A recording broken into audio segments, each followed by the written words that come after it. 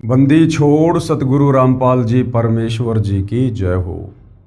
परम पिता परमात्मा सारी सृष्टि के रचनहार कुल मालिक असंख्य ब्रह्मांडों के स्वामी जगत गुरु तीनों लोकों में प्रवेश करके सबका धारण पोषण करने वाले राजाधिराज आत्माधार नाथों के नाथ देवों के देव महादेव सर्वेश्वर महेश्वर मृत्युंजय अजरो अमर आदि अनादि सनातनी प्रभु जगत पिता जगदीश्वर श्री श्री 1008 की उपाधि के वास्तविक अधिकारी अकाल मूरत शब्द स्वरूपी राम वासुदेव सर्वगतम ब्रह्म परम पूज्य प्रथम पूज्य परम संत परम पुरुष परम धनी परम दयालु सत्य कबीर हक्का कबीर अल्लाहु कबीर अल्लाहु अकबर बाखबर अल्लाह ताला जगत के तारणहार जगत के मुक्तिदाता जगत के जगन्नाथ हारे के सहारे हिंदुओं के राम मुसलमानों के अल्लाह सिखों के वाहिगुरु ईसाइयों के मसीह दया के सागर दयानिधि करुणा के सागर करुणानिधि स्वयंभू परिभू संकट मोचन कष्टहरण मंगल करण दुख भंजन अविगत कबीर निर्विकार निर्विषम परमात्मा अलय अलेख सतगुरु आदि अनादि सतगुरु असली मर्यादा पुरुषोत्तम असली राम असली कृष्ण असली घनश्याम असली मुरारी राजाओं के राजा महाराजाओं के महाराजा शहंशाहों के शहंशाह सम्राटों के सम्राट भगवानों के भगवान अल्लाहों के अल्लाह प्रभुओं के प्रभु मसीहाओं के मसीह सच्चे वाहिगुरु बाबाओं के बाबा पीरों के पीर सेठों के सेठ जगत सेठ सावड़सा सेठ सर्वगुण संपन्न अनंत कोटि कलाओं के स्वामी अनंत कोटि ब्रह्मांडों के नायक योगियों में महायोगी ध्यानियों में महाध्यानी सिद्धों में परम सिद्ध ज्ञानियों में तत्व ज्ञानी ब्रह्म ज्ञानी महाज्ञानी परम ज्ञानी सर्वश्रेष्ठ ज्ञानी विज्ञानी युवा कबीर समर्थ कबीर असमवात अमित ओजा सच्चे रहनुमा करीम अल्लाह सुबहान अल्लाह दुनिया के अंतिम पैगंबर 8 सितंबर 1951 से गांव धनाना जिला सोनीपत हरियाणा भारतवर्ष की पावन भूमि पे प्रकट रियल कल की भगवान श्री नारायण साकार हरि श्री बाबा साहेब नूर अनंत परमात्मा सच्चे दरवेश सच्चे बाखबर संत शिरोमणि सतगुरु रामपाल जी परमेश्वर जी के चरण कमल में आप और हम सभी भाई बहनों का अनंत कोटि दंडवत प्रणाम। सत्साई भाई और बहनों, बहुत बड़ी दया बहुत बड़ी मेहर पूज्य गुरुदेव भगवान की परमेश्वर रामपाल जी की जिनके शुभ आशीर्वाद से विशेष आशीर्वाद से उन्हीं के सत्संगों का संग्रह पवित्र आध्यात्मिक पुस्तक कबीर बड़ा या कृष्ण इस पर वीडियो बनाने की श्रृंखला जारी है। इसी श्रृंखला में आज हमारा ये 14वें नंबर का वीडियो है और इस पवित्र पुस्तक कबीर बड़ा या कृष्ण इसके प्रत्येक वीडियो से हमें भक्ति मार्ग के विषय में अध्यात्म के विषय में वो सब कुछ जानने और समझने को उपलब्ध हो रहा है जिसकी तलाश हम आत्माओं को युगों युगों से थी सदियों से थी, किंतु तत्व ज्ञान के अभाव में हमारे नादान धर्मगुरु एकमात्र संस्कृत भाषा के विद्वान होने के चलते हमें इन धर्मशास्त्रों का सार निकाल कर नहीं दे पाए कि वास्तव में एक पूर्ण परमात्मा कौन है, किस पूर्ण परमात्मा की भक्ति करनी चाहिए, उसकी पूजा विधि क्या है, जिस कारण से सदियों से शास्त्र विरुद्ध साधना करने के चलते हमारे पूर्वज भी प्रेत योनियों को प्राप्त हुए और वर्तमान में हमारे नादान धर्मगुरु वही शास्त्र विरुद्ध साधना करवाकर हमें भी उन्हीं के पास उन प्रेत योनियों में भेजने की पूरी तैयारी कर रहे थे। भला हुआ पूज्य गुरुदेव सतगुरु रामपाल जी का जिन्होंने सर्वधर्मों के सर्वधर्मशास्त्रों का सार निकाल कर सत्संगों के माध्यम से पवित्र पुस्तकों के माध्यम से परमात्मा चाहने वाली आत्माओं के समक्ष सार्वजनिक कर दिया। अब भाई और बहनों, जिन्होंने वास्तव में परमात्मा चाहिए पूर्ण मोक्ष चाहिए उन आत्माओं के लिए तो किसी भी प्रकार का कोई भी संशय कोई भी शंका भक्ति मार्ग की सतगुरु रामपाल जी ने नहीं छोड़ी है। यदि आप ध्यान से YouTube पर उनके सत्संग सुनेंगे, टीवी चैनल पर सुनेंगे या उनके कर कमलों द्वारा लिखित पुस्तकों को पढ़ेंगे तो सर्व धर्मशास्त्रों से सर्व प्रमाण देखकर आप जी दांतों तले उंगली दबाएंगे कि अध्यात्म का जो खजाना हमारे धर्म ग्रंथों में छुपा हुआ था वो आज तक हमें हमारे धर्म गुरु नहीं बता पाए। अब सतगुरु रामपाल जी ने पूरे विश्व के मानव समाज पर रजा की है, दया की है। तो बुद्धिमान व्यक्ति उनकी रजा का भरपूर फायदा भी उठाएगा। अन्यथा ये मनुष्य जन्म जो केवल परमेश्वर प्राप्ति के लिए मिलता है, 184 योनियां भोगने के बाद मिलता है, शास्त्र विरुद्ध साधना करके हम इसको फिर से यूं ही बर्बाद करके चले जाएंगे और योगों योगों इस काल के कोलू में पिसते रहेंगे, असहनीय पीड़ा भोगते रहेंगे। तो भाइयों और बहनों, पवित्र पुस्तक कबीर बड़ा या कृष्ण, इस पर हमारा जो टॉपिक चल रहा है वो है जनता की अदालत। और जनता की अदालत के ऊपर ये जितने भी वीडियो बन रहे हैं, वीडियो नंबर 5 से जनता की अदालत में मामला चला था।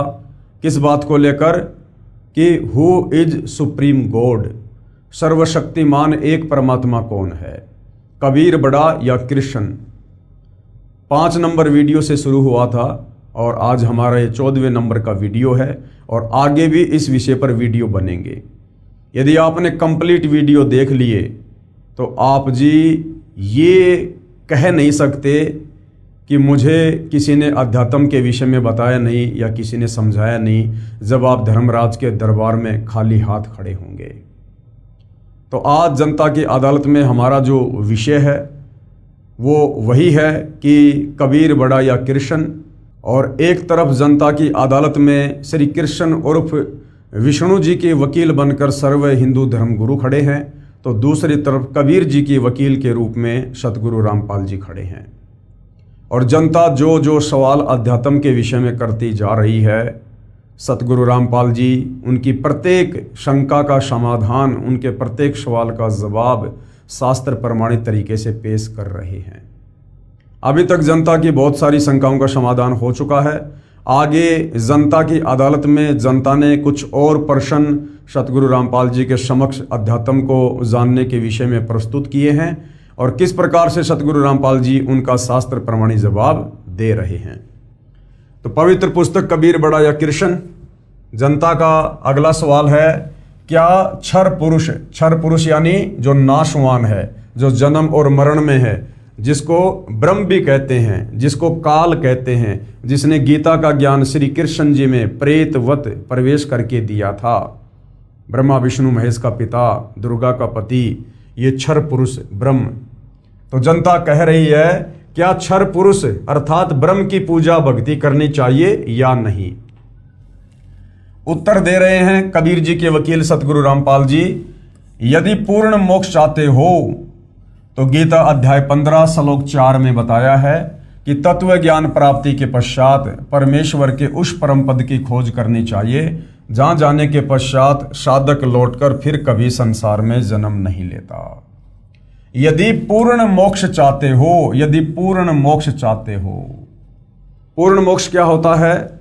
जहां जाने के बाद जन्म और मरण का चक्र सदा सदा के लिए समाप्त हो जाए, जहां जाने के बाद ये जीव आत्मा फिर कभी लौटकर इस काल के गंदे 21 ब्रह्मांड में आकर गधा कुत्ता सुअर ना बने, नरक ना भोगे, तपतशिला का कष्ट ना भोगे, जहां जाने के बाद इस आत्मा को किसी भी वस्तु का कोई अभाव ना हो, जहां जाने के बाद हमें 5 तत्व का नहीं बल्कि एक तत्व का नूरी शरीर प्राप्त हो, जिस शरीर में ना कोई रोग है, ना कोई शोक है, ना बुढ़ापा है, ना बीमारी है, ना कोई टेंशन है, उसको कहते हैं पूर्ण मोक्ष।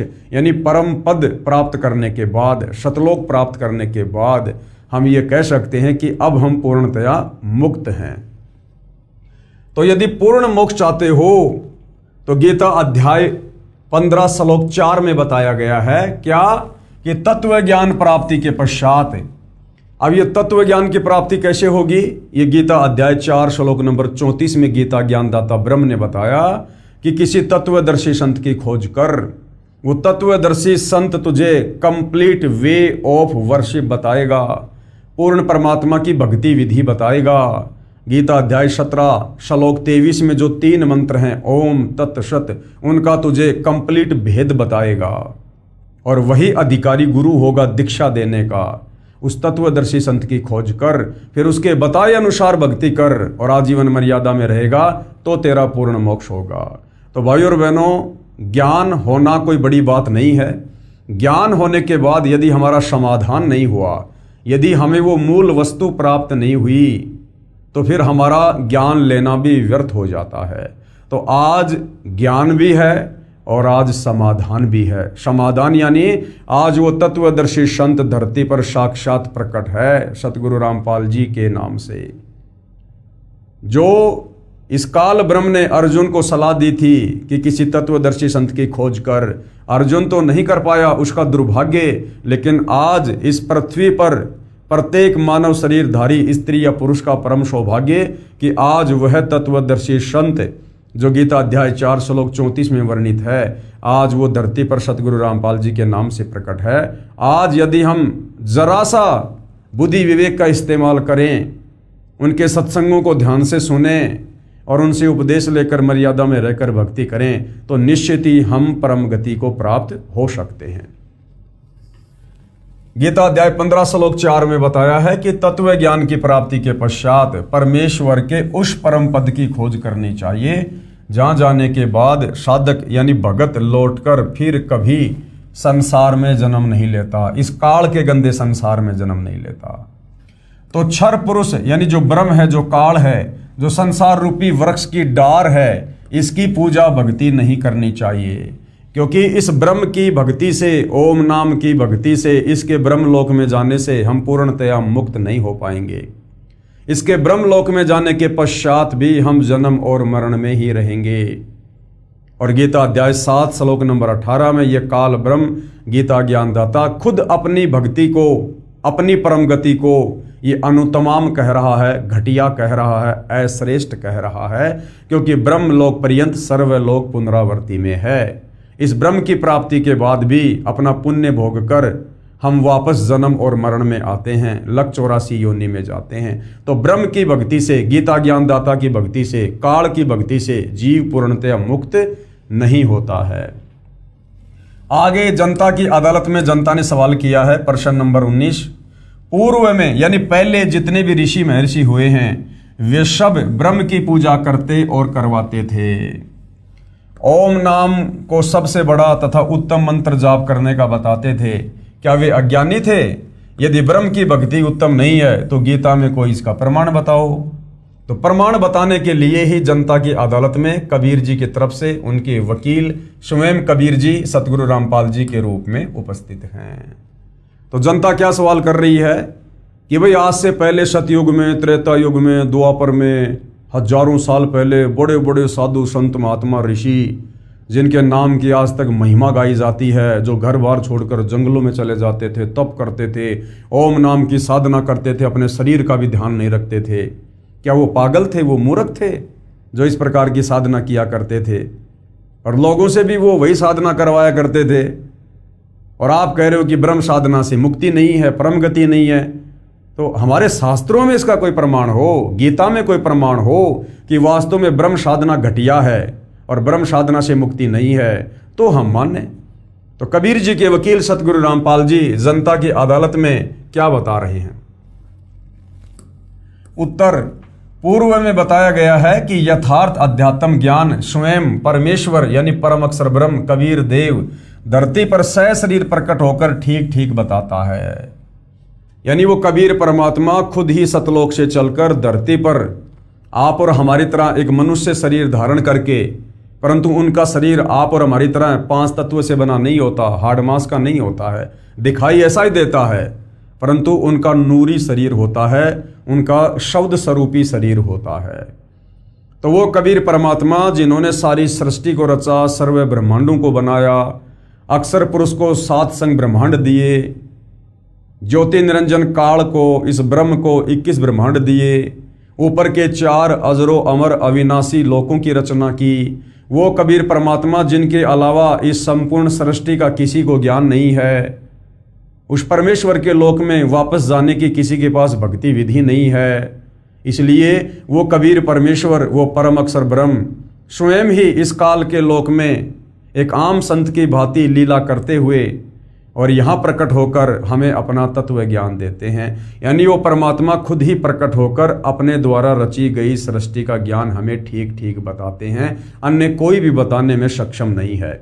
और जब वो परमेश्वर इस पृथ्वी पर प्रकट होते हैं तो वो एक तत्वदर्शी संत की भूमिका करते हैं, जगत गुरु की भूमिका करते हैं, अर्थात तत्वदर्शी संत की भूमिका खुद कबीर परमेश्वर जी ही करते हैं।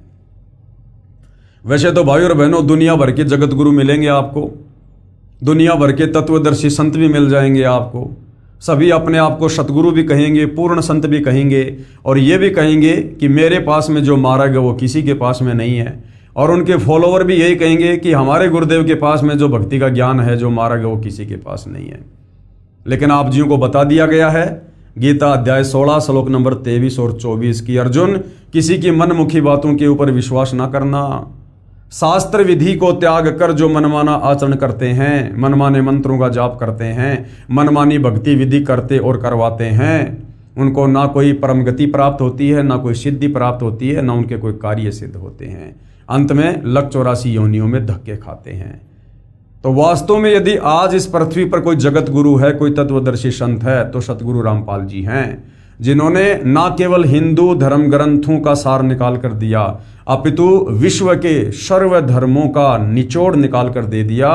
जो ज्ञान उन धर्मों के, उन भाषाओं के ज्ञाता मुल्ला मौलवी पोप पादरी पाठी और ये पंडित ब्राह्मण विद्वान आचार्य शंकराचार्य भी निकाल कर नहीं दे पाए।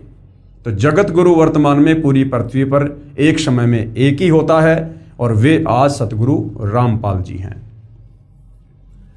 पहले बताया गया है कि यथार्थ आध्यात्मिक ज्ञान स्वयं परमेश्वर यानी परम अक्षर ब्रह्म धरती पर सशरीर प्रकट होकर, क्योंकि परम अक्षर ब्रह्म कबीर परमात्मा किसी माँ के गर्भ से जन्म लेकर यहाँ पर लीला नहीं करते हैं।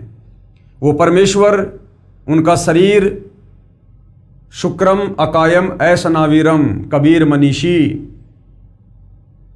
किसी भी प्रकार के शुक्राणु से उनका शरीर नहीं बनता है।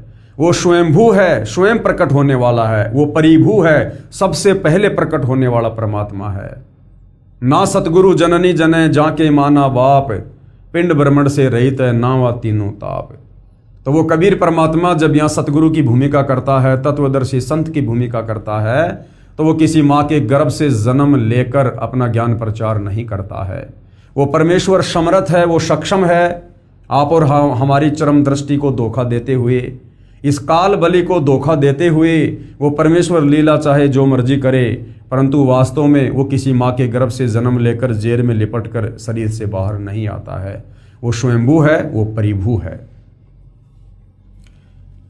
यथार्थ आध्यात्मिक ज्ञान स्वयं परमेश्वर यानी परम अक्षर ब्रह्म धरती पर सशरीर प्रकट होकर ठीक ठीक बताता है।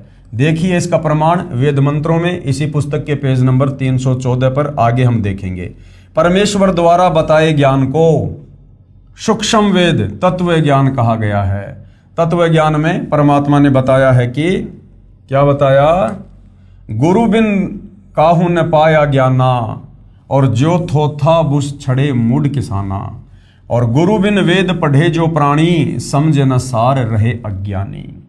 गुरु बिन काहू न पाया ज्ञाना, आज तक किसी ने भी गुरु की शरण से दूर होकर शास्त्रों का यथार्थ ज्ञान प्राप्त नहीं किया है, और ना कोई गुरु से दूर होकर शास्त्रों का यथार्थ ज्ञान प्राप्त कर सकता है। यदि ऐसा कोई करता है तो वो क्या करेगा, जो थोथा भूस छड़े मुड़ किसाना, किसान अपने खेत से फसल निकाल कर घर पर ले जाता है, पीछे से जो भूस होता है, यदि कोई उस भूस को कूटे और ये सोचे कि मैं इसमें से गेहूं निकाल लूंगा, तो वो व्यर्थ का प्रयत्न है। तो बिना गुरु के यदि कोई इन धर्मशास्त्रों को पढ़ेगा, इनका निष्कर्ष निकालना चाहेगा, तो वो केवल भूस कूटकर अनाज प्राप्ति करना चाहेगा, जो व्यर्थ प्रयत्न है। और गुरु बिन वेद पढ़े जो प्राणी, समझ न सारे रहे अज्ञानी। गुरु के बिना जो वेद शास्त्रों को पढ़ेगा वो निष्कर्ष नहीं निकाल पाएगा। अब विचार करो भाई और बहनों, आज इस धरती पर एकमात्र सतगुरु रामपाल जी ही ऐसे महापुरुष हैं जिन्होंने सर्व धर्म शास्त्रों का निचोड़ निकालकर भगत समाज को दे दिया है। और किसी भी धर्म का कोई भी धर्मगुरु सतगुरु रामपाल जी के प्रवचन सुनने के बाद उनके समक्ष ज्ञान चर्चा करने के लिए उपस्थित नहीं हो रहा है, क्योंकि उन्हें भली भांति पता है कि सतगुरु रामपाल जी के पास में आध्यात्मिक ज्ञान का गोला है।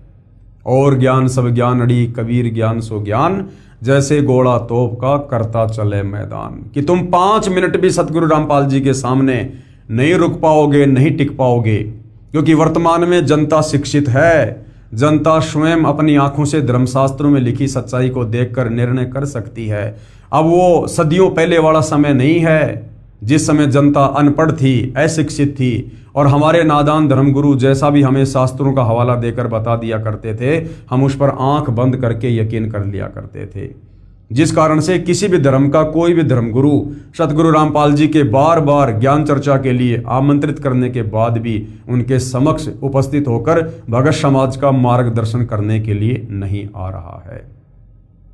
तो विचार करो भाइयों और बहनों, सतगुरु रामपाल जी ने 17 फरवरी 1988 को आदरणीय राम देवानंद जी से लीलामय तरीके से नाम दीक्षा प्राप्त की, और केवल 6 वर्ष उन्होंने आदरणीय राम देवानंद जी के एक सुयोग्य शिष्य बनकर भक्ति करने की भूमिका की। और आदरणीय राम देवानंद जी जो अनपढ़ थे, उन्होंने ना कभी गीता पढ़ी, ना कभी वेद पढ़े, ना कोई धर्मशास्त्र उन्होंने पढ़ा, ना कभी उन्होंने अपने भक्तों को पढ़ाया। और उन राम देवानंद जी की शरण में रहकर मात्र 6 साल में सतगुरु रामपाल जी ने विश्व के समस्त धर्म ग्रंथों का निष्कर्ष निकाल दिया, सार निकाल दिया। जो गलतियां मुसलमान धर्म के मुल्ला मौलवियों ने, स्कॉलर ने, अनुवादकर्ताओं ने पवित्र कुरान शरीफ में, कुरान मजीद में, तौरात में, ज़बूर में, इंजिल में की हुई हैं, जो गलतियां हिंदू धर्म के आचार्यों ने, शंकराचार्यों ने, गीता अनुवादकों ने वेदों के अनुवाद करते समय, गीता का अनुवाद करते समय, पुराणों का अनुवाद करते समय की हुई हैं, वो तमाम गलतियां सतगुरु रामपाल जी ने सार्वजनिक भी कर दी और उन गलतियों को ठीक भी कर दिया। अब विचार करो भाइयों और बहनों, जिसका गुरु अनपढ़ और उस गुरु की संगति करके मात्र 6 साल में, क्या इस पृथ्वी पर ऐसा कोई व्यक्ति हो सकता है जो समस्त धर्मशास्त्रों का निष्कर्ष निकाल कर दे दे। और आदरणीय गरीबदास जी का 5वां वेद, सूक्ष्म वेद, सदग्रंथ साहिब, उसमें विश्व की सभी भाषाओं के शब्दों का समावेश है। और उस सदग्रंथ साहिब का खुलासा सन 1994 से सन 2000 तक सतगुरु रामपाल जी ने किया। क्या यह किसी व्यक्ति के द्वारा करना संभव है? बिल्कुल भी नहीं है।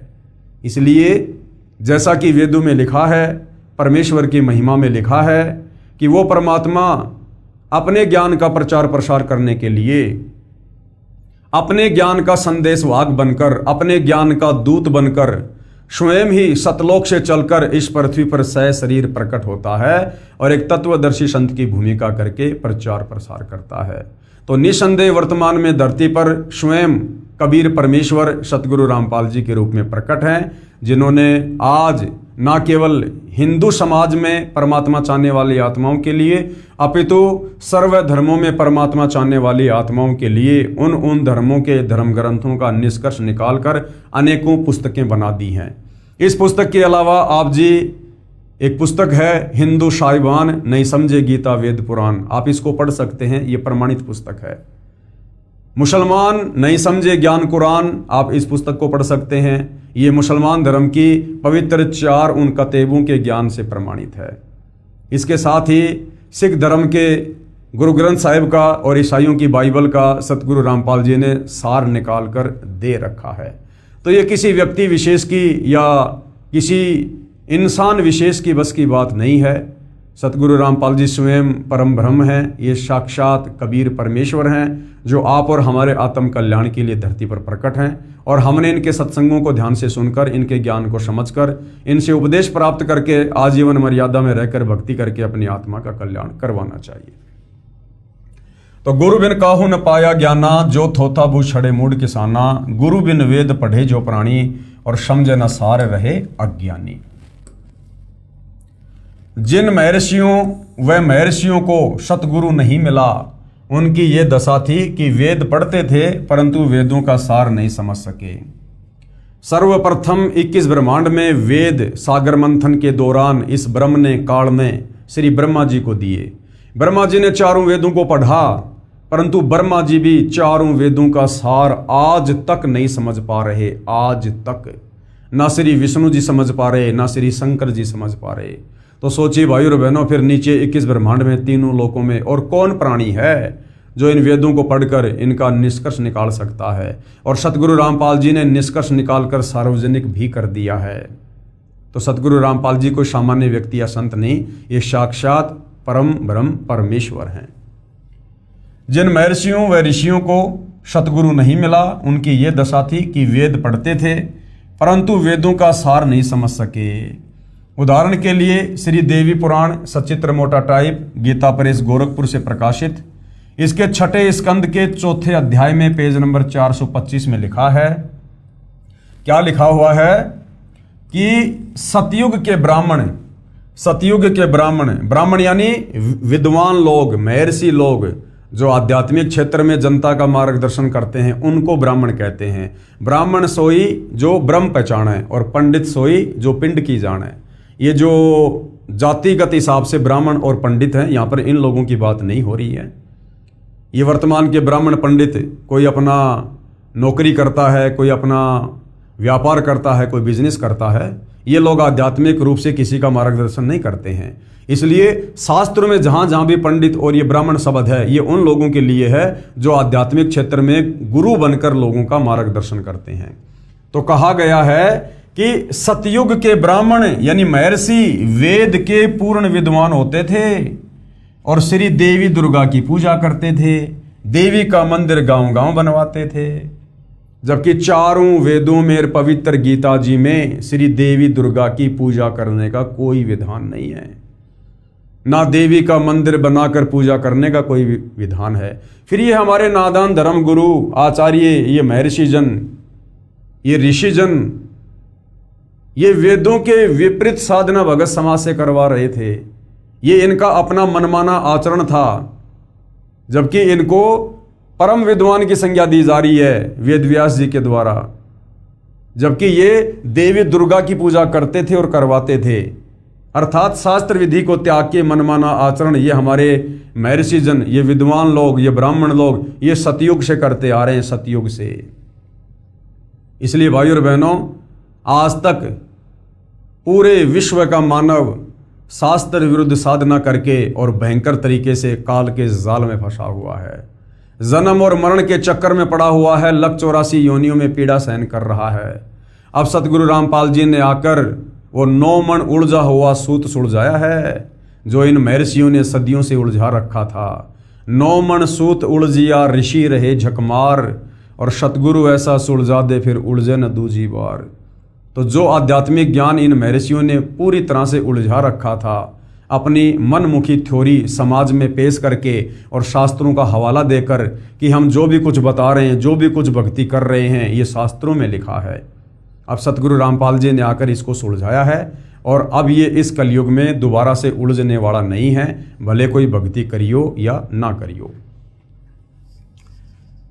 कि सतयुग के ब्राह्मण यानी महर्षि वेद के पूर्ण विद्वान होते थे और श्री देवी दुर्गा की पूजा करते थे, देवी का मंदिर गांव गांव बनवाते थे।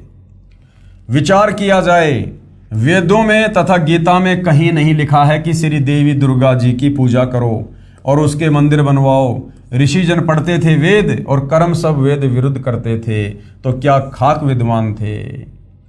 पेश है इसका प्रमाण श्रीमद् देवी भागवत यानी देवी पुराण के स्कंद 6 से संबंधित प्रकरण की फोटोकॉपी। ये देखिएगा भाई और बहनों, ये श्री देवी पुराण है यानी श्रीमद् देवी महापुराण है, ये मद देवी भागवत, इसका 6ठा स्कंद है। जन्मेजय ने पूछा, महाभाग किस युग में कैसा धर्म का स्वरूप है, इस संपूर्ण विषय को विशेष रूप से बताने की कृपया करें। जन्मेजय ने श्री वेदव्यास जी से पूछा कि मुझे सतयुग के बारे में, त्रेता युग के बारे में, द्वापर के बारे में बताइए कि उस समय धर्म किस प्रकार से होता था, लोग क्या क्या भक्ति करते थे, क्या क्या पूजा पाठ किया करते थे, भक्ति भाव की क्या स्थिति थी। तो वेदव्यास जी क्या बोले, राजन ये निश्चय है कि सतयुग में ब्राह्मण वेद के पूर्ण विद्वान थे। ये वेदव्यास जी के अपने खुद के विचार हैं, ये शास्त्रों में नहीं लिखा हुआ है कि सतयुग के ब्राह्मण विद्वान वेदों के पूर्ण विद्वान थे। नहीं, ये वेदव्यास जी के अपने विचार हैं जो जन्मेजय जी को बता रहे हैं।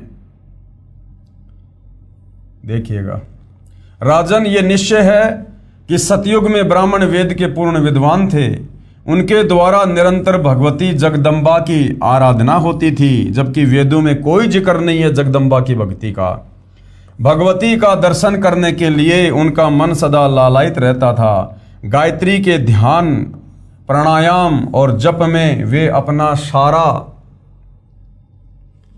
समय व्यतीत करते थे, यानी अपना अनमोल समय और श्वासें वो लोग बर्बाद किया करते थे, व्यर्थ किया करते थे। माया बीज का जप करना उनका प्रधान कार्य था। माया बीज का जप यानी दुर्गा जी का जाप। अब भाइयों और बहनों, ये माया बीज का जाप, ये दुर्गा जी का जाप ना चारों वेदों में है ना गीता जी में है। चारों वेद और गीता में केवल इस ब्रह्म तक की साधना का मंत्र है ओम। यजुर्वेद अध्याय 40 मंत्र 10 और गीता अध्याय 8 श्लोक नंबर 13 केवल एक ओम मंत्र है इस ब्रह्म साधना का। इसके अलावा और कोई मंत्र जाप करने का नहीं है। इसके अलावा गीता अध्याय 17 श्लोक 23 में ओम तत्सत, ये 3 मंत्र हैं, ये सांकेतिक हैं, कोड वर्ड में हैं। ये केवल तत्वदर्शी संत ही बता सकता है। ये पूर्ण ब्रह्म परमेश्वर की पूजा का मंत्र है। और हमारे ये विद्वान लोग, ये वेदों के ज्ञाता लोग, वेदों को पढ़ने वाले, ये माया बीज का जाप करते थे, यानी दुर्गा जी के मंत्रों का जाप करते थे। तो इन्होंने मनमुखी रूप से दुर्गा जी के मंत्र बना रखे थे। प्रत्येक गांव में शक्ति मंदिर का उद्घाटन हो, यानी दुर्गा का मंदिर बने, इस विषय की उनके मन में बड़ी उत्सुकता थी। धर्म की यही स्थिति त्रेता में भी रही, यानी वही पाखंड पूजा, वही मनमाना आचरण जो सतयुग में था वो त्रेता युग में भी चलता रहा। परंतु कुछ हाश हो गया, यानी गिरावट आ गई। फिर लोग इन देवी देवताओं की पूजा पे आ गए। सतयुग की जो स्थिति थी वह द्वापर में विशेष रूप से कम हो गई। राजन, उन प्राचीन युगों में, सतयुग में, त्रेता युग में और द्वापर में, उन प्राचीन युगों में जो राक्षस समझे जाते थे, जो निकम्मे आदमी समझे जाते थे, जो लोगों को भक्ति नहीं करने देते थे, भक्ति में बाधा डालते थे, उनको राक्षस कहते थे। उन प्राचीन युगों में जो राक्षस समझे जाते थे वे कली में, यानी वर्तमान इस कलयुग में ब्राह्मण माने जाते हैं। यानी वर्तमान के जो ब्राह्मण हैं, जो धर्म गुरु हैं, वो चाहे किसी भी धर्म के हैं, मुल्ला, मौलवी, पोप, पादरी, पाठी, आचार्य, शंकराचार्य, संत, महंत, मंडलेश्वर। सतयुग में जो राक्षस हुआ करते थे वो वर्तमान के ब्राह्मण हैं, ब्राह्मण हैं। यानी सतयुग के राक्षसों का जैसा स्वभाव था वैसा तो वर्तमान के ब्राह्मणों का, विद्वानों का, आचार्यों का, शंकराचार्यों का है इस कलयुग में। राजन, उन प्राचीन युगों में जो राक्षस समझे जाते थे वे कली में, यानी इस कलयुग में ब्राह्मण माने जाते हैं। क्योंकि अब के ब्राह्मण यानी वर्तमान के जो धर्मगुरु हैं वो पाखंड करने में तत्पर रहते हैं। दूसरों को ठगना, झूठ बोलना और वैदिक धर्म कर्मों से अलग रहना कलयुगी ब्राह्मणों का स्वाभाविक गुण बन गया है। वे कभी वेद नहीं पढ़ते। वैदिक धर्म कर्मों से अलग रहना यानी वेदों में वास्तव में जो पूजा पाठ है, जो भक्ति विधि है, जो कर्म है, जो धार्मिक अनुष्ठान है, वो ना करवा के मनमुखी रूप से करवा रहे हैं। और उन प्राचीन युगों में, सतयुग में, त्रेता युग में, द्वापर में जो राक्षस समझे जाते थे वो तो वर्तमान के धर्मगुरु हैं। वर्तमान के धर्मगुरु यानी उन राक्षसों जैसा स्वभाव तो वर्तमान के आचार्यों का, शंकराचार्यों का, धर्मगुरुओं का है। ये श्री वेदव्यास जी कह रहे हैं। वेदव्यास जी तो आपकी आंखों के सामने है भाइयों और बहनों। आज से पहले इन धर्मशास्त्रों का वास्तविक ज्ञान किसी के भी पास नहीं था। सब केवल उवा बाई ही बका करते थे। सब के सब शास्त्र विरुद्ध साधना पर आरूढ़ थे। विचार करें, श्रीमद् भगवत गीता चारों वेदों का सारांश है। आप जी गीता जी को तो जानते ही हो, पढ़ते भी होंगे। क्या गीता में कहीं लिखा है कि श्री देवी की पूजा करो, यानी श्री दुर्गा की पूजा करो? गीता में कहीं लिखा हुआ है? इसी प्रकार चारों वेदों में कहीं नहीं लिखा है कि दुर्गा यानी श्री देवी की पूजा करो और उसके मंदिर बनवाओ। तो क्या समझा वेदों को उन महर्षियों ने? जनता की अदालत में जनता ने सवाल किया था कि प्राचीन युगों से हमारे बड़े बड़े विद्वान, साधु, संत, महात्मा, महर्षि जन ये ब्रह्म साधना करते हुए आ रहे थे और लोगों से भी करवा रहे थे। फिर आप कैसे कह सकते हो कि ब्रह्म साधना से मुक्ति नहीं हो सकती? तो आप जी की आंखों के सामने है। श्रीमद् देवी भागवत महापुराण यानी देवी पुराण के 6 स्कंद में क्लियर कर दिया गया है कि सतयुग के ब्राह्मणों को यानी विद्वानों को भी, महर्षियों को भी शास्त्रों का ज्ञान नहीं था, वेदों का ज्ञान नहीं था। वो भी धर्म कर्म से बहुत दूर बैठे हुए थे और मनमाना आचरण कर और करवा रहे थे। तो क्या खाक विद्वान थे सतयुग के महर्षि? सतयुग के महर्षि।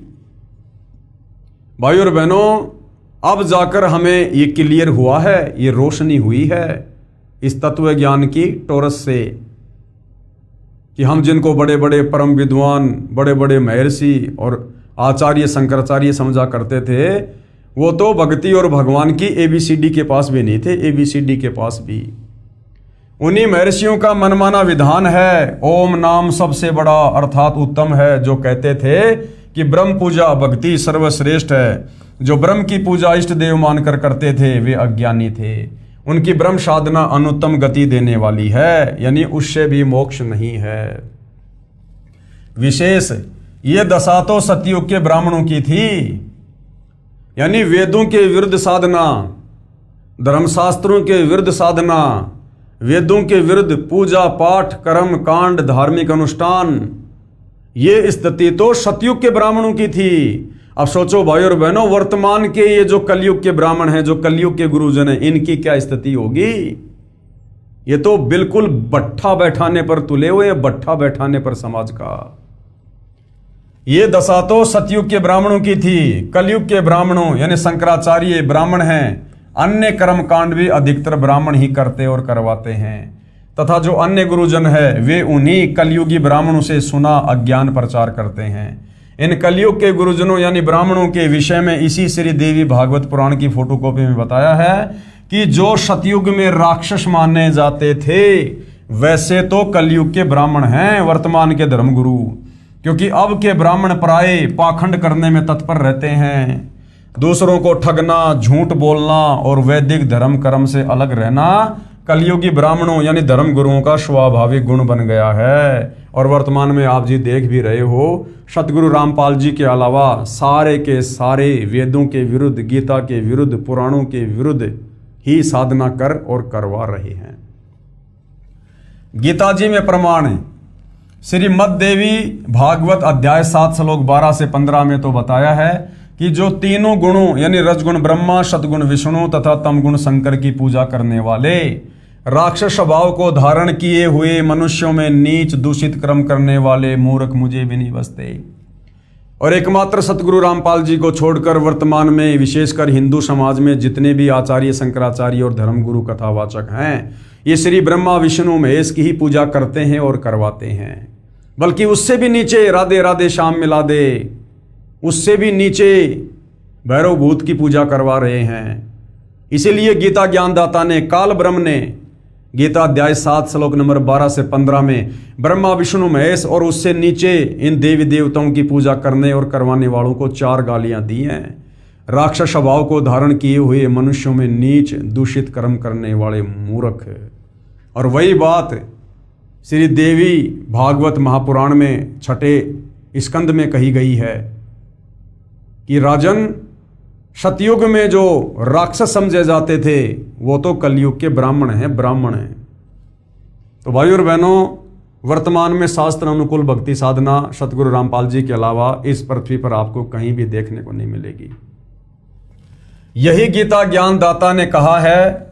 फिर गीता अध्याय 7 के श्लोक 16 से 18 में गीता ज्ञानदाता ब्रह्म ने कहा है कि मेरी भक्ति 4 प्रकार से करते हैं।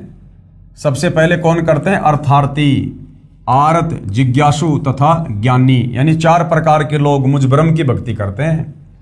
फिर कहा है कि मुझे ज्ञानी अच्छा लगता है और ज्ञानी को मैं अच्छा लगता हूं। गीता अध्याय 7 श्लोक 18, इस श्लोक में गीता ज्ञानदाता ने कहा है कि ये ज्ञानी आत्मा है तो उदार यानी अच्छी, परंतु ये मेरी अनुत्तम गति अर्थात घटिया गति में आश्रित है।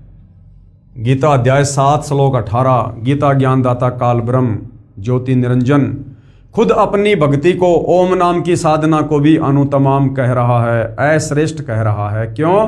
क्योंकि ब्रह्म लोक जाने के बाद भी साधक पूर्णतया मुक्त नहीं हो पाता है, वापस जन्म और मरण में आता है। इसलिए खुद ये गीता ज्ञानदाता अपनी भक्ति को अनुत्तम कह रहा है।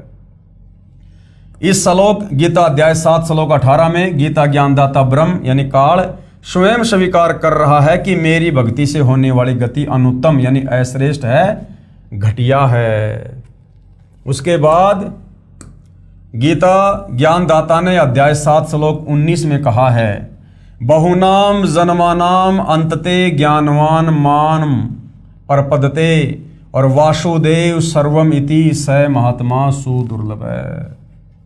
क्या कहा है? अनुवाद, गीता ज्ञानदाता ब्रह्म ने कहा है कि मेरी भक्ति बहुत बहुत जन्मों के अंत में कोई ज्ञानी आत्मा करता है, अन्यथा अन्य देवी देवताओं व भूत पितरों की भक्ति में जीवन नाश करते रहते हैं। गीता ज्ञानदाता ने अपनी भक्ति से होने वाले लाभ अर्थात गति को भी गीता अध्याय 7 श्लोक 18 में अनुत्तम यानी घटिया बता दिया है। इसलिए गीता अध्याय 7 श्लोक 19 में कहा है कि ये बताने वाला महात्मा बड़ी मुश्किल से मिलता है कि वासुदेव ही सब कुछ है। वासुदेव यानी परम अक्षर ब्रह्म कबीर भगवान। वासुदेव यानी जिसका सारी सृष्टि में वास है, जिसका आधिपत्य पूरी सृष्टि पर है, जो सबका स्वामी है, उसको कहते हैं वासुदेव। कि ये बताने वाला महात्मा मुश्किल से मिलता है कि वासुदेव ही सब कुछ है, यानी वो तत्वदर्शी संतो बड़ी मुश्किल से मिलता है जो ये बताएगा कि वो परम अक्षर ब्रह्म कबीर देव ही पूजा के योग्य है और यही सबका सर्जनहार है, यही पापनाशक है, पूर्ण मोक्षदायक है और यही पूजा के योग्य है। यही वासुदेव ही कुल का मालिक अर्थात परम अक्षर ब्रह्म है। केवल इसी की भक्ति करो, अन्य की नहीं। गीता ज्ञानदाता अपनी भक्ति को तो गीता अध्याय 7 श्लोक नंबर 18 में घटिया बता रहा है और जस्ट अगले श्लोक में गीता अध्याय 7 श्लोक 19 में कह रहा है कि मुझ काल ब्रह्म की भक्ति ओम नाम के साथ में युगों युगों के बाद बहुनाम जन्मानाम अंतते ज्ञानवान माम परपदते, यानी मुझ काल ब्रह्म की ओम नाम की साधना भी बहुत बहुत जन्मों के अंत में कोई एकाध ही आत्मा करती है। और जो ये बता दे कि वासुदेव ही सब कुछ है, वासुदेव सर्वम इति स महात्मा सुदुर्लभ है, यानी वासुदेव यानी कबीर परमात्मा ही सब कुछ है, सारी सृष्टि का मालिक है, कुल का मालिक है, सबको रचने वाला है और वही पूजा के योग्य है। ये बताने वाला महात्मा तो बड़ा दुर्लभ है, यानी वो तत्वदर्शी संत तो बहुत दुर्लभ है। और आज भाई और बहनों वो तत्वदर्शी संत बड़ा सुलभ है, फ्री में मिल रहा है, फ्री में। अरे मार्केट से नमक की थैली लेने जाओ तो वो भी 15-20 रुपए की मिलेगी। और वो तत्वदर्शी संत, ऋषि संत महात्मा ज्ञानी सतयुग त्रेता द्वापर में हजारों लाखों साल की उम्र हुआ करती थी, पूरा का पूरा जीवन उस परमात्मा की प्राप्ति में बिता दिया, उसकी छाया के दर्शन भी नहीं कर पाए और आज वो वासुदेव वो कबीर परमात्मा तत्वदर्शी संत के रूप में धरती पर सहज में उपलब्ध है। तो भाई और बहनों, अगर जरा भी बुद्धि रखते हो तो सतगुरु रामपाल जी के सत्संग प्रवचन सुनना शुरू कर दो और अपनी आत्मा के कल्याण के लिए उनसे दीक्षा लेकर भक्ति शुरू कर दो। अन्यथा काल का षड्यंत्र बहुत भयंकर बताया है। युगों युगों दोबारा हमारा दाव नहीं लगेगा, मौका नहीं लगेगा। ये तत्वदर्शी संत खोजने से नहीं मिलता है, ये खुद आकर मिलता है, खुद। गीता ज्ञान दाता ने भी स्वयं कहा है कि हे अर्जुन, तू सर्वभाव से उस परमेश्वर की शरण में जा। गीता अध्याय 18 श्लोक 62 में खुद गीता ज्ञानदाता क्या कह रहा है?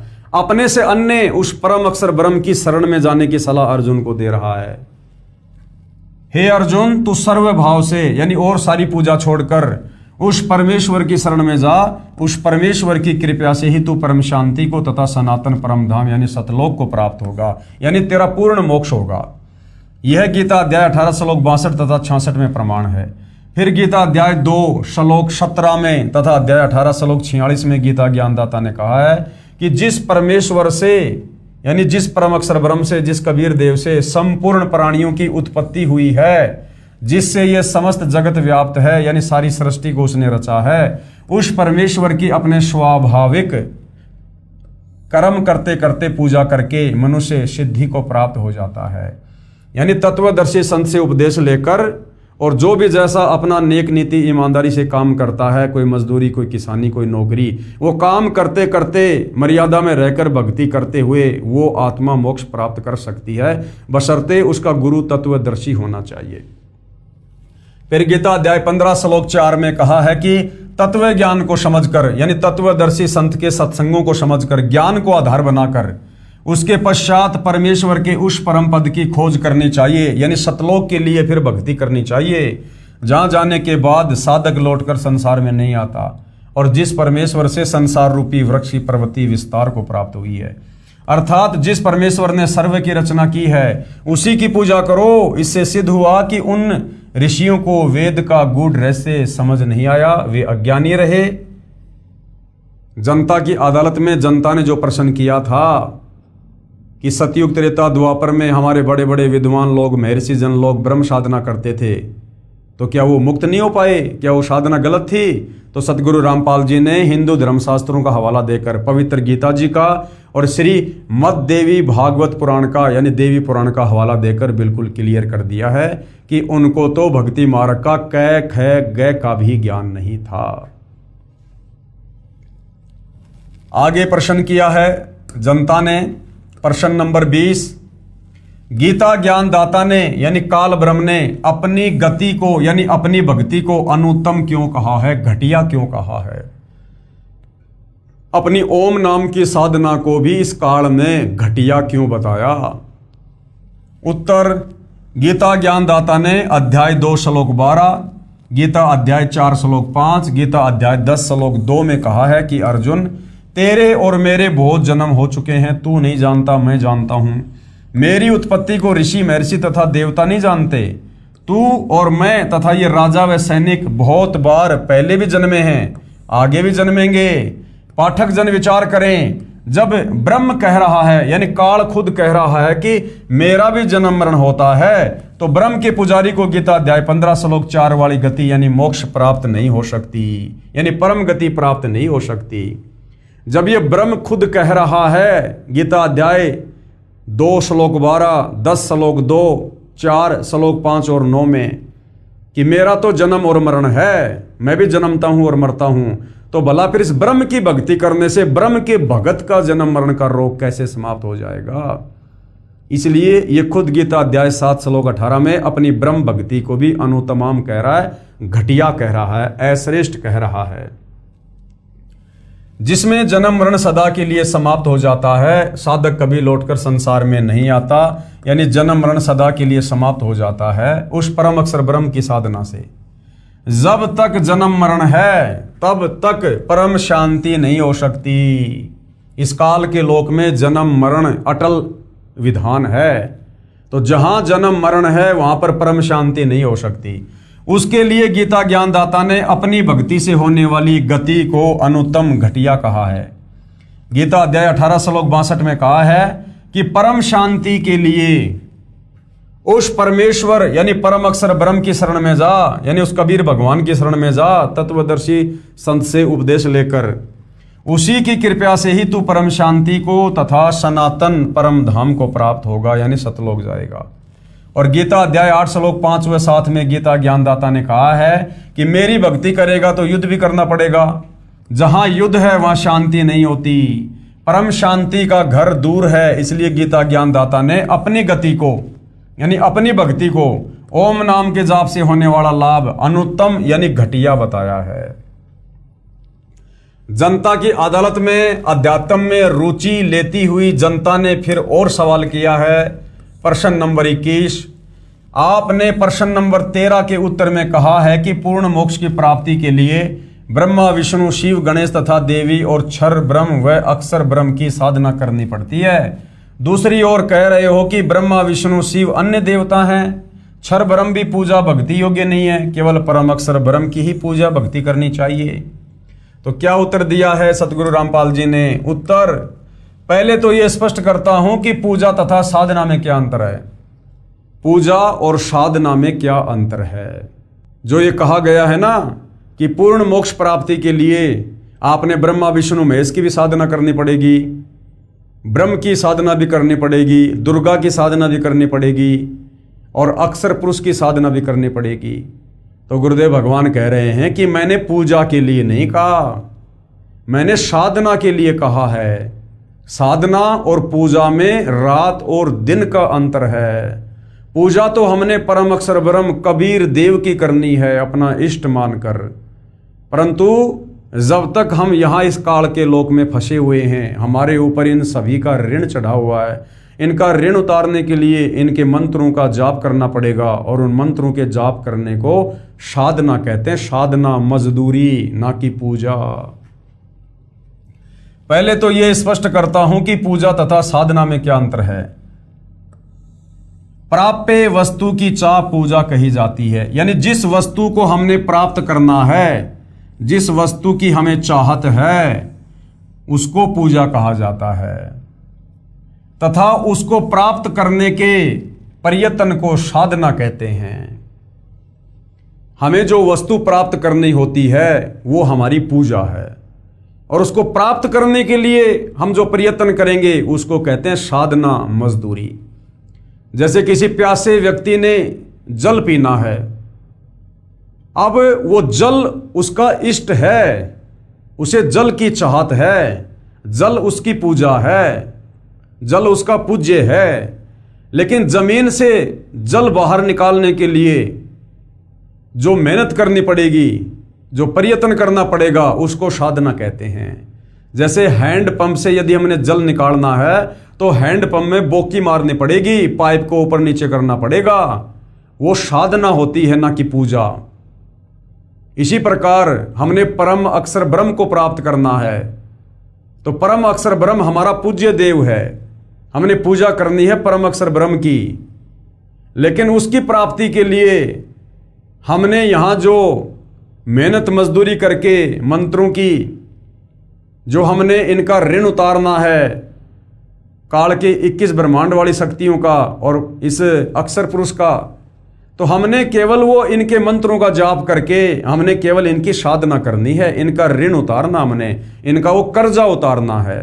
और जब इनका कर्जा उतर जाएगा तो ये हमें मुक्त कर देंगे, और फिर हमें वो वस्तु प्राप्त हो जाएगी जिसके लिए हम प्रयत्न कर रहे थे।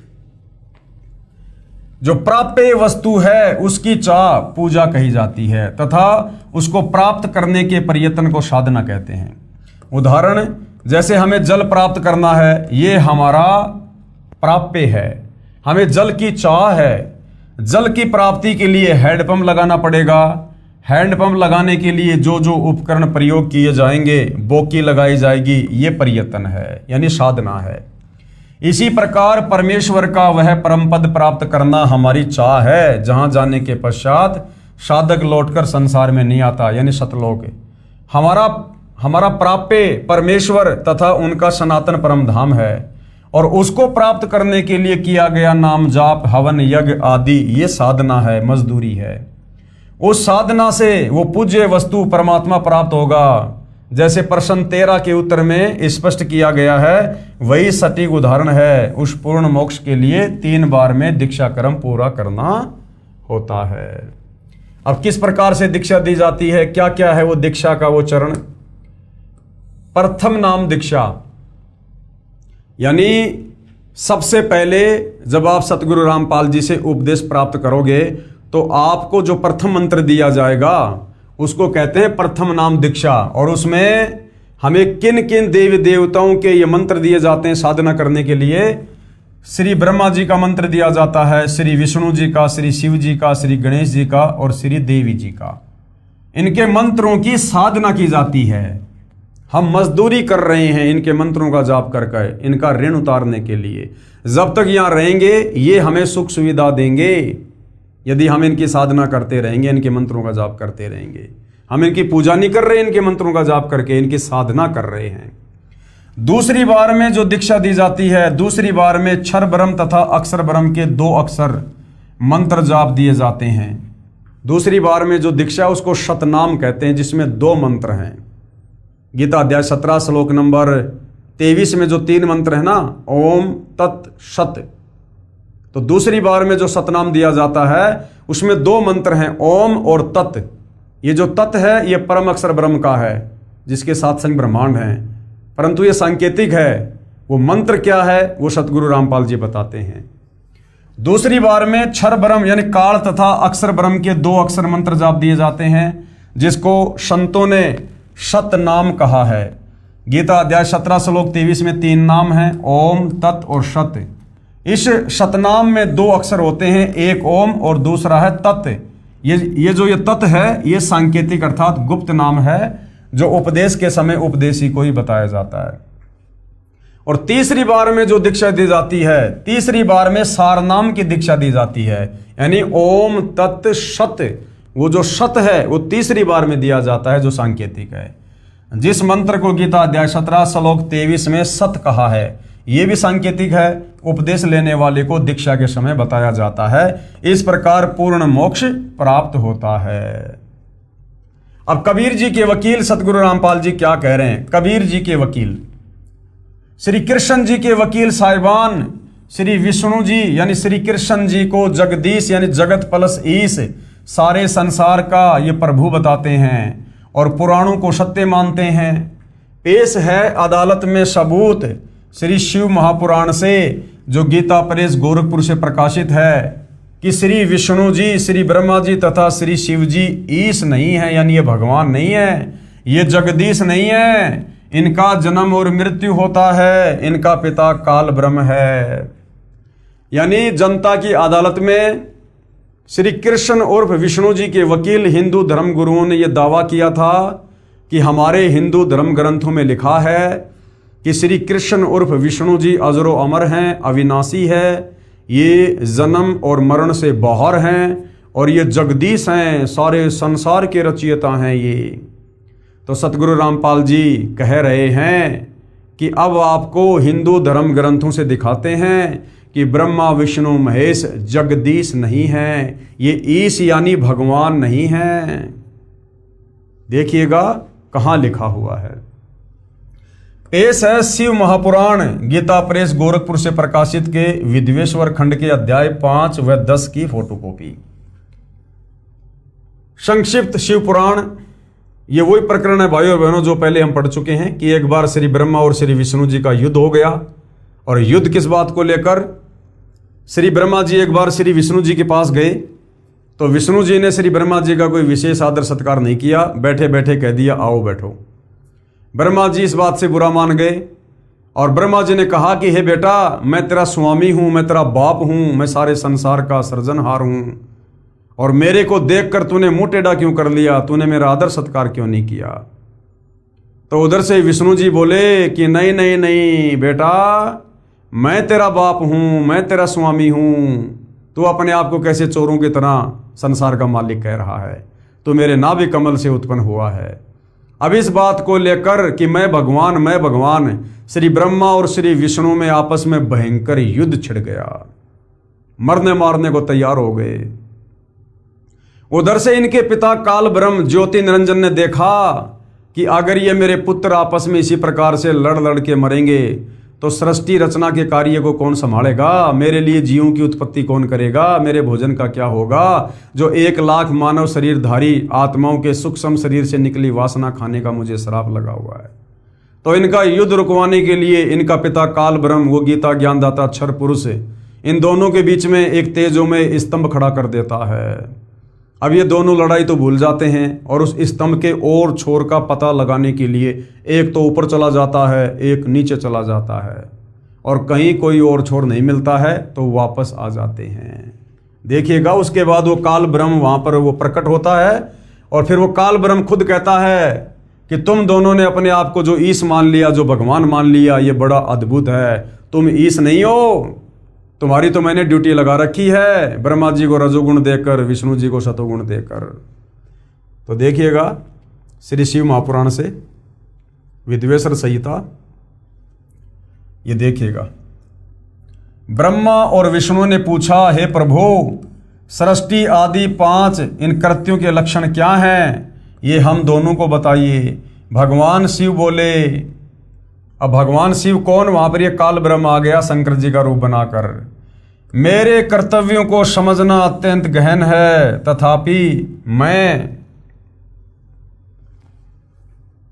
कृपा पूर्वक तुम्हें उनके विषय में बता रहा हूँ। ब्रह्मा और अच्युत, सृष्टि, पालन, संहार, तिरोभाव और अनुग्रह, ये 5 ही मेरे जगत संबंधी कार्य हैं जो नित्य सिद्ध हैं। संसार की रचना का जो आरंभ है उसी को सर्ग या सृष्टि कहते हैं। पुत्रों, शिव रूप में वो काल ब्रह्म क्या कह रहा है वहां प्रकट होकर ब्रह्मा और विष्णु को कि पुत्रों, यानी ये ब्रह्मा विष्णु महेश इस काल के पुत्र हैं। पुत्रों, तुम दोनों ने तपस्या करके प्रसन्न हुए मुझ परमेश्वर से सृष्टि और स्थिति नामक 2 ये कृत्य प्राप्त किए हैं। यानी ब्रह्मा जी को रजोगुण मिला है और विष्णु जी को शतोगुण।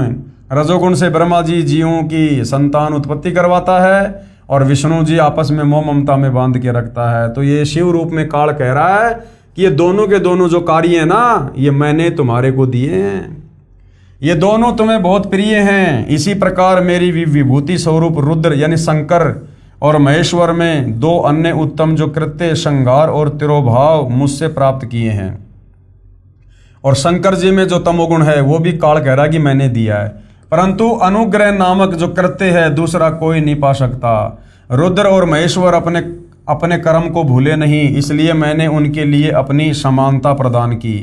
वे रूप, वेश, कृत्य, वाहन, आसन और आयुध आदि में समान ही हैं। मैंने पूर्व काल में अपने स्वरूप भूत मंत्र का उपदेश किया है जो ओंकार के रूप में प्रसिद्ध है। कह रहा कि मेरा ओम मंत्र है, ये काल ब्रह्म है। गीता अध्याय 8 श्लोक 13 में कह रहा है कि ओम इति एक अक्षर ब्रह्म व्यवर्ण माम अनुस्मरण। तो यहाँ पर ये क्या कह रहा है, जो ओंकार यानी ओम नाम ओम रूप में प्रसिद्ध है वह महामंगलकारी मंत्र है। सबसे पहले मेरे मुख से ओंकार ओम प्रकट हुआ जो मेरे स्वरूप का बोध कराने वाला है। यानी ओम कहो चाहे काल कहो एक ही बात है। ओंकार वाचक है और मैं वाच्य हूँ, यानी ओंकार तो है मंत्र और मैं हूँ उस मंत्र की प्राप्ति वाला वो भगवान। ये मंत्र मेरा स्वरूप ही है। प्रतिदिन ओंकार का निरंतर सुमरण करने से मेरा ही सदा सुमरण होगा। यानी ओम नाम का जाप करने से काल ब्रह्म का सुमरण होगा। मेरे उत्तरवर्ती मुख से अकार का, पश्चिम मुख से उकार का, दक्षिण मुख से मकार का, पूर्ववर्ती मुख से बिंदु का तथा मध्यवर्ती मुख से नाद का प्रकट हुआ। इस प्रकार 5 अवयवों से युक्त ओंकार का विस्तार हुआ है। इन सभी अवयवों से एकीभूत होकर वह प्रणव ओम नामक एक अक्षर हो गया। यानी ओम नाम इस काल का है। पेश है और प्रमाण शिव महापुराण श्री वेंकटेश्वर प्रेस मुंबई से प्रकाशित, जिसमें संस्कृत यानी मूल पाठ भी लिखा है, साथ में हिंदी अनुवाद भी किया है कि विद्वेश्वर संहिता खंड के अध्याय 5 और 10 की फोटोकॉपी। ये हमने पहले भी पढ़ा था, अब फिर से हम इसको पढ़ेंगे, देखिएगा। हे योगेंद्र, मैं उस लिंगा विभर्विका लक्षण सुनना चाहता हूँ। नंदिकेश्वर बोले, हे वत्स सुनो, मैं तुम्हारी प्रीति से कहता हूँ। पूर्व काल में जो पहला जो कल्प था जो लोकों में विख्यात है, उस समय महात्मा ब्रह्मा और विष्णु का परस्पर युद्ध हुआ। यानी वही प्रकरण है कि एक समय ब्रह्मा और विष्णु जी का युद्ध हो गया और वो दोनों आपस में लड़ने झगड़ने लग गए। बीच में ये काल ब्रह्म एक तेजोमय स्तंभ खड़ा कर देता है जिसका कहीं कोई और छोर नहीं मिला। दोनों ने लड़ाई झगड़ा करना बंद कर दिया और उसी समय इस काल ब्रह्म ने उस तेजोमय स्तंभ को अपने लिंग रूप में यानी अपने उस प्राइवेट पार्ट में अपने गुप्तांग के रूप में चेंज कर दिया और खुद वहाँ पर ये श्री शंकर जी का रूप बनाकर आ गया। और उसके बाद कहा कि जो इस लिंग की पूजा करेगा ऐसा हो जाएगा वैसा हो जाएगा, तुम्हारे सारे कार्य पूरे हो जाएंगे। और तुम दोनों ने अपने आप को जो ईश मान लिया, क्योंकि दोनों ब्रह्मा विष्णु इसी बात को लेकर लड़ रहे थे, झगड़ रहे थे कि मैं तेरा बाप, मैं तेरा बाप, मैं जगत का पिता, मैं जगत का पिता। तो ये शिव रूप में काल कह रहा है कि तुमने अपने आप को जो ईश मान लिया, जो भगवान मान लिया, ये बड़ा अद्भुत हुआ। तुम दोनों ईश नहीं हो, उसी बात का यहाँ पर ये प्रमाण है।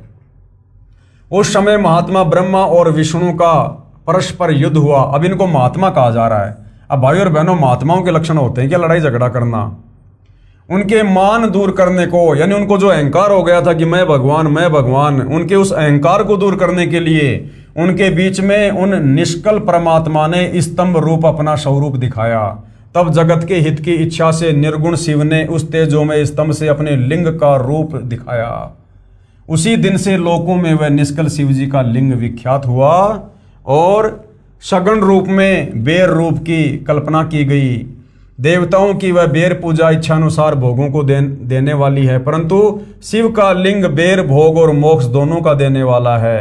यानी ये सारा का सारा वही वर्णन है जो पहले हम जी इसी पवित्र पुस्तक में देख चुके हैं, हम उसको पढ़ चुके हैं।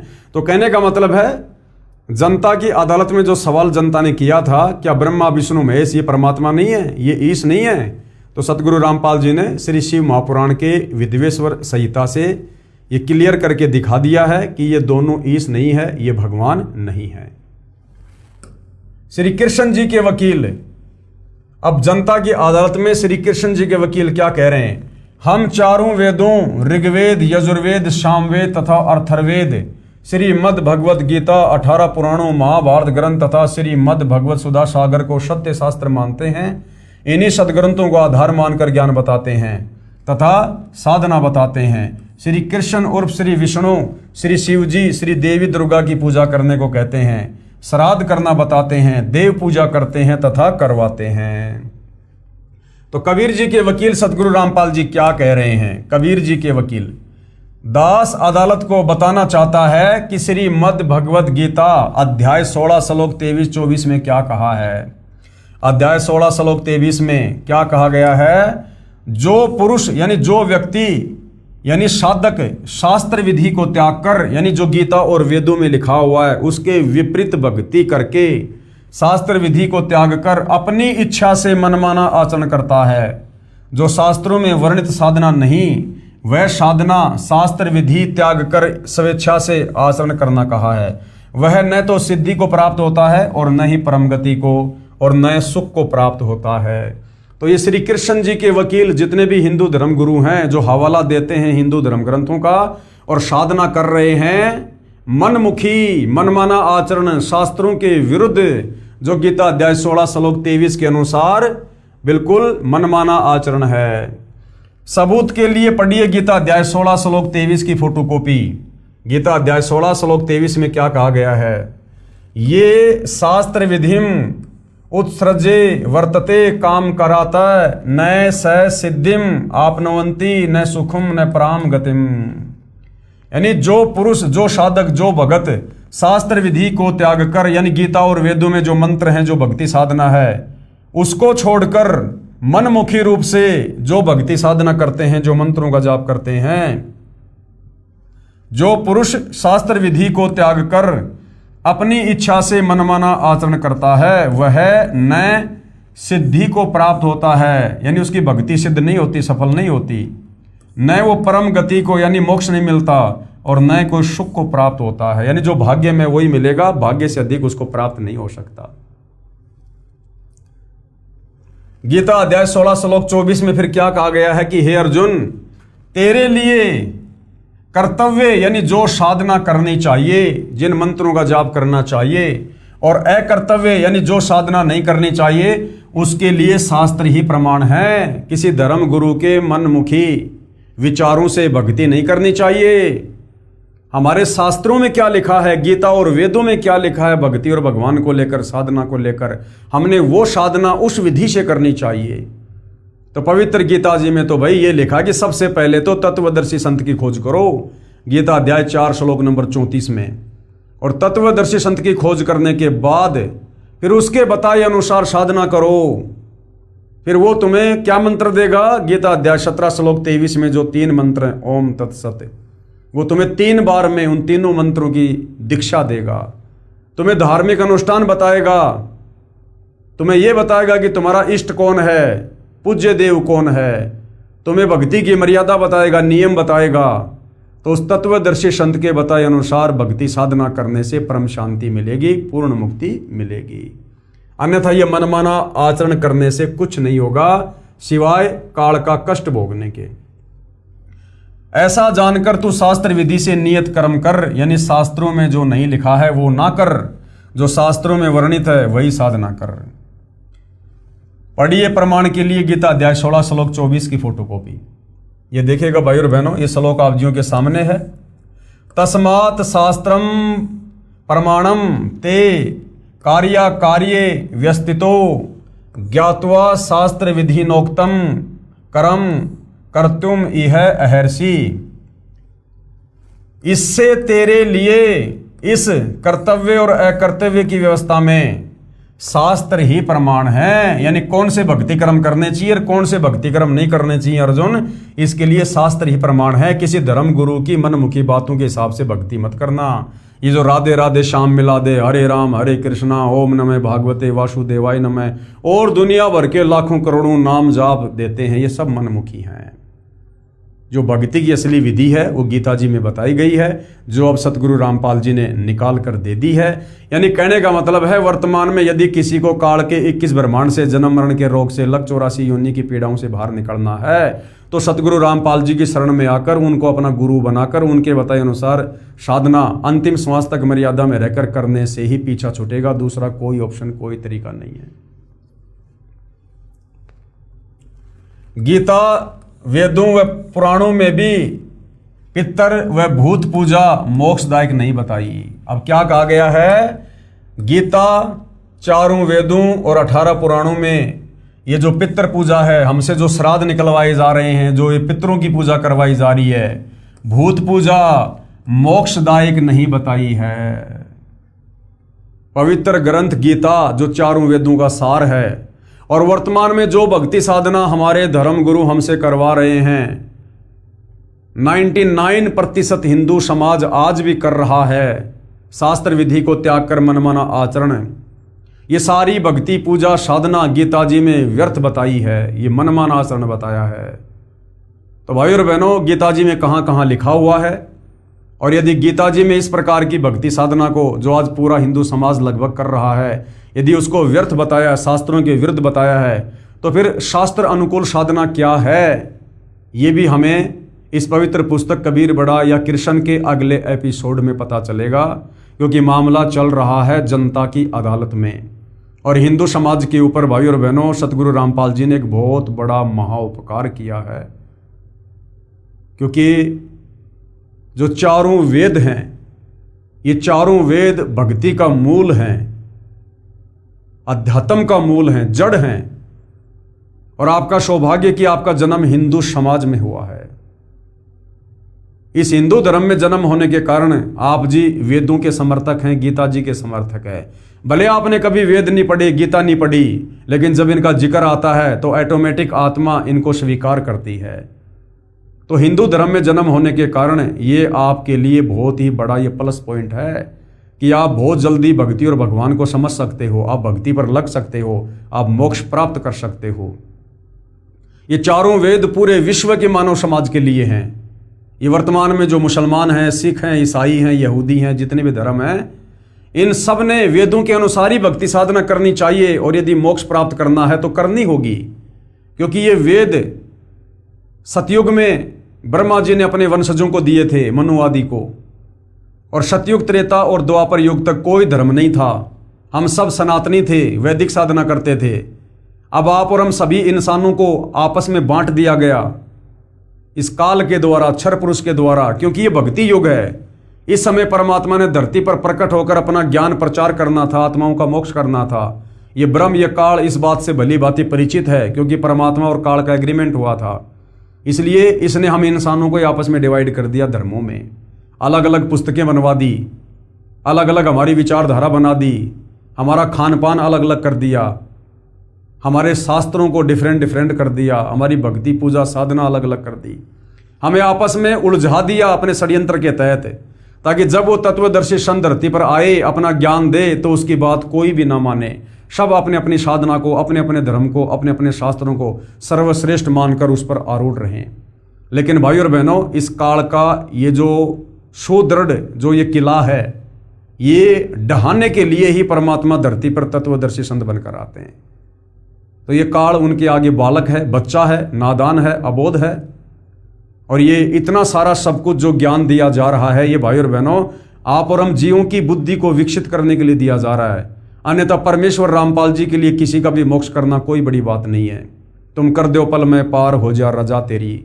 वो परमात्मा 1 सेकंड में चाहे तो सर्व पृथ्वी के प्राणियों को सतलोक लेकर जा सकता है, परंतु उस परमेश्वर के कुछ नियम हैं, कुछ उसूल हैं, कुछ विधान है, जो इस काल के 21 ब्रह्मांड बनाकर परमेश्वर ने वो नियम बनाए हैं, तो परमेश्वर अपने द्वारा बनाए नियम नहीं तोड़ता है। इसलिए आप और हमें ज्ञान समझाकर लेकर जाना चाहता है। इसलिए सतगुरु रामपाल जी आज इतना प्रयास कर रहे हैं, इतना संघर्ष कर रहे हैं, और उनके संघर्ष की सफलता इसी में है कि हम उनके ज्ञान को समझकर उनकी शरण में आकर अपनी आत्मा का कल्याण करवाएं। क्योंकि मनुष्य जन्म केवल आत्मा के कल्याण के लिए मिलता है, और तत्वदर्शी संत हम आत्माओं के कल्याण के लिए ही आते हैं, प्रकट होते हैं। तो भाई और बहनों, जनता की अदालत में जो मामला चल रहा है, कबीर बड़ा या कृष्ण, इस मुद्दे पर हम अगले वीडियो में और विस्तार से जानकारी प्राप्त करेंगे, और इसी प्रकार से हम अपने धर्मशास्त्रों में लिखी सच्चाई से परिचित हो जाएंगे। हमारी आत्मा अंत में स्वीकार कर लेगी कि वर्तमान में हमें जो साधना हमारे नादान धर्मगुरुओं के द्वारा करवाई जा रही है, ये बिल्कुल व्यर्थ है, यूजलेस है, निरर्थक है, इसके कोई मायने नहीं है।